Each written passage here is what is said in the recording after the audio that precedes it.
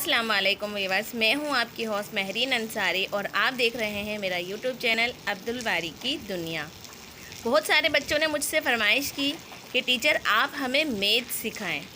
Math से मुराद, क्योंकि अब 9th मैट्रिक में फ़ेडरल बोर्ड इश्यूज़ होने लगे हैं, यानी कि फ़ेडरल बोर्ड से ही पेपर होते हैं। तो 9th क्लास में जो मैथ है वो फ़ेडरल बोर्ड की है। पहले सिंटेक्स हुआ करती थी, लेकिन अब फ़ेडरल बोर्ड है। तो बच्चों ने मुझसे कहा कि टीचर आप हमें फ़ेडरल बोर्ड का मैथ सिखाइए। तो देखते हैं, चले आए हम। अक्सर बच्चों को प्रॉब्लम होती है मैथ में, मैथमेटिक्स में जो ज़्यादातर प्रॉब्लम्स होती हैं वो होती है अलजेब्रिक में, यानी बच्चे अलजेब्रा को सही से नहीं पढ़ पाते हैं। असल में वो ये नहीं देखते हैं कि जैसे अलजेब्रा में इंग्लिश वर्ड के साथ हमारे इंग्लिश वर्ड्स लगे होते हैं।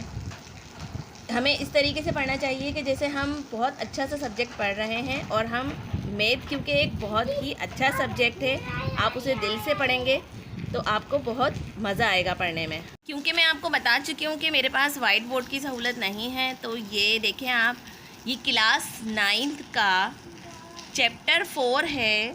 चैप्टर 4 का नाम भी बताती हूँ मैं आपको। चैप्टर 4 है हमारे पास algebraic expressions and algebraic formulas.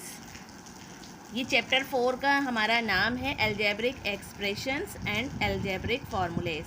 उसका ये क्वेश्चन नंबर 3 है। अब क्वेश्चन नंबर 3 में आपके पास बहुत सारे क्वेश्चंस हैं जो मैं आपको समझाऊंगी। क्वेश्चन नंबर 1 और 2 जो है वो सिंपल से क्वेश्चन है, हमें उसमें यस और नो का आंसर देना है। तो क्योंकि हमारे बोर्ड के पेपर्स में हमारे पास ऐसा कोई सवाल नहीं आता है जिसमें हमें यस और नो के, MCQs में आपके पास वो क्वेश्चंस आ जाते हैं, लेकिन क्योंकि यहाँ पर इन क्वेश्चंस को हमें सॉल्व करना होता है, तो हम यहाँ पर क्वेश्चन नंबर 3 से स्टार्ट करते हैं। ये देखिए आप, एक बार हम फिर से क्वेश्चंस उतार लेते हैं।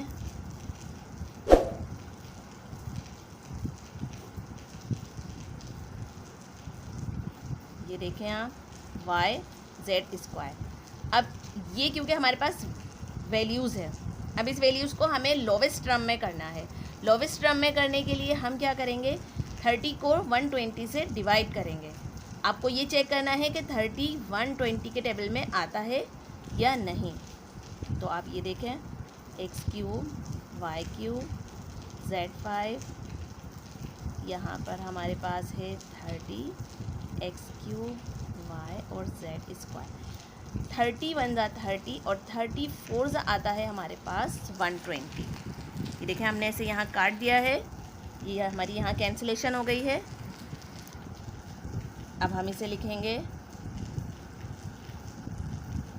4x3 y3 z⁵ आपके पास आ गई है। अब यहाँ नीचे आपके पास क्या रह गया, x3 y z²।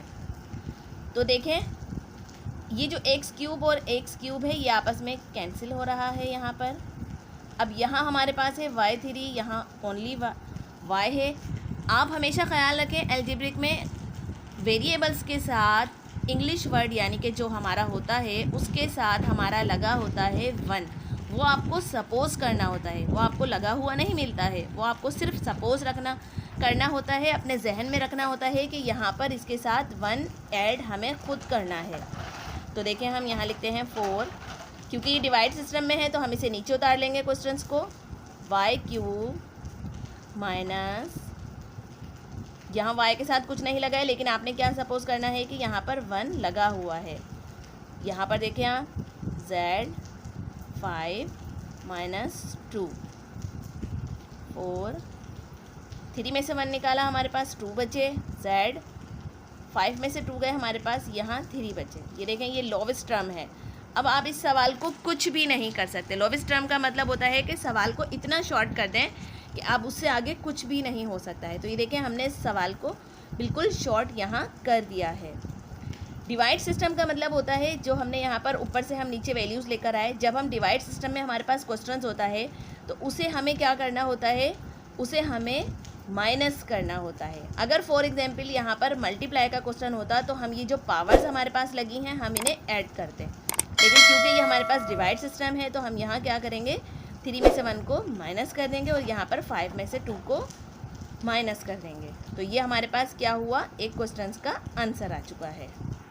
यहाँ देखें, ये हमारे पास क्वेश्चन नंबर 3 का 2 क्वेश्चन है, यानी चैप्टर 4 का हमारे पास क्वेश्चन नंबर 2 है ये। तो हम इसे सॉल्व करते हैं। एक बार फिर से सवाल उतारेंगे। ये देखें, आप क्वेश्चंस को आप ऐसे ही उतार लें, 2x² - 1 और ये हमारा ब्रैकेट। अब यहाँ पर एक बात आपको पता होना चाहिए, वो बात ये है कि देखें, एल्जेब्रिक में हमारे पास होते हैं 16 फार्मूलेस जो कि हमें याद होना चाहिए, और आप में इतनी एबिलिटी होनी चाहिए कि आप उस क्वेश्चन को देखकर समझ सकें कि ये कौन से फार्मूले का कौन सा क्वेश्चन है। अब देखें, हम यहाँ पर इसे पहले सॉल्व करते हैं। 8ax + 1, यहाँ पर हमारे पास 2x² - 1, ये 2 × 1 = 2, 2 × 4 = 8। तो हमारे पास ये क्या हुआ, ये सिंपल हमारे पास आ गया 4ax + 1। नीचे की वैल्यूज़ में आप देखें, यहाँ पर हमारे पास रह गया x² - 1।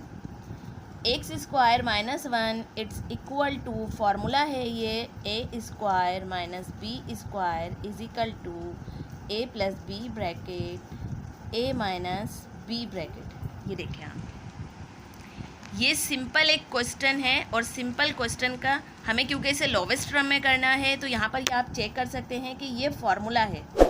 आप सिर्फ क्वेश्चन को देखकर ही पहचान लें कि ये एक फार्मूला है। इस फार्मूले को पहले हमें ब्रेक करना है। ये देखिए, मैंने इसे यहाँ ब्रेक किया। इसे ब्रेक करूँगी तो मैं क्या होगा, ये a + b ब्रैकेट और a - b ब्रैकेट। तो अब हम यहाँ सवाल सॉल्व कर देते हैं। 4ax + 1 ये हमारे पास आ गया। अब इसकी जगह हमें रखना है यहाँ पर x + 1 x - 1। ये देखें आप, ये मैंने आपको यहाँ फार्मूले को ब्रेक करके दिखाया है कि इसका मतलब क्या है, a² - b² it's equal to a + b bracket and a - b bracket. तो यहाँ पर हमारे क्वेश्चन का क्या आ जाएगा, x + 1 x - 1। अब देखें, यहाँ ये सिंपल x + 1 और ये x + 1, क्योंकि ये डिवाइड सिस्टम में है, जब आप इसे नीचे लेकर आएंगे तो ये माइनस में चेंज हो जाएगा, तो ये कैंसिल हो गए हैं। अब हमारे पास आंसर क्या आ रहा है इसका, x - 1। ये देखें, सिंपल सा क्वेश्चन है। अलजेब्रिक मुश्किल नहीं है, अलजेब्रा बहुत आसान है। बस आप उसे दिल से पढ़ें, दिमाग से पढ़ें, अपना सारा ध्यान यहीं पर ही कंसंट्रेट करें, फिर देखें आपको सब कुछ इजी लगेगा। तो उम्मीद है कि आपको मेरी वीडियोस पसंद आई होगी। मिलते हैं नेक्स्ट वीडियो में, तब तक के लिए टेक केयर एंड अल्लाह हाफिज़। अपना बहुत सारा ख्याल रखें और दुआओं में मुझे भी याद रखिएगा।